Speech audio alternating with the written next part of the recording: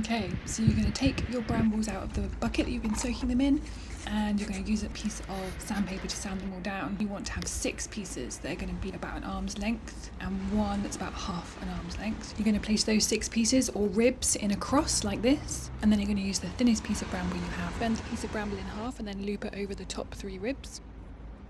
Cross that over, so right to left cross, like that, and then that's going to go over that right hand 3 brambles, like that.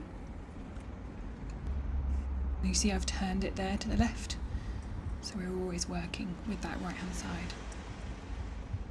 Turn it again, cross and over, and turn it again, cross and over, and that's made us a nice little square. We're going to do it again all the way around, so we've gone around twice. Next we're going to start spreading. These are the ribs, so we're going to spread that first rib. We're going to do the exact same crossover, spread, crossover, spread and crossover, and then you're going to keep on going all the way around like a Catherine wheel. And each time you go around, can you see that top is much more spread out than the bottom? So you want to keep on manipulating them so that they look kind of equal all the way around. You're going to get to the end where you're going to have a gap. I'm using a peg here to hold it all steady. So here are our gaps. So the biggest gap going to be this one. So we're going to get that 7th half length piece that we had, and we're going to cut it into a point and push it into the weave, and that's going to create our 13th spoke. At this point you're going to change to a different weaving pattern. So this weaving pattern is both pieces of bramble going up and down. So over and under, over and under, all the way around, rather than the twist that we were doing.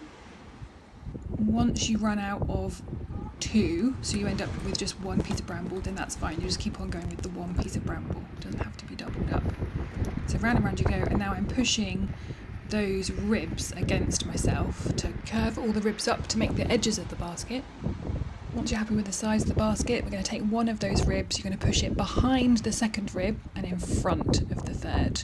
So we're going to do it again. We're going to take that leading rib, we're going to take it behind the next one to the right and in front of the second one. So again, behind that first one to the right and in front of the second one to the right. Behind the first one and in front of the second. You're going to go all the way around doing that. Behind that one to the left and in front of the second one. And the last one, you're going to then push through where you made that first bend. You see that? Chop off any excess and you're done.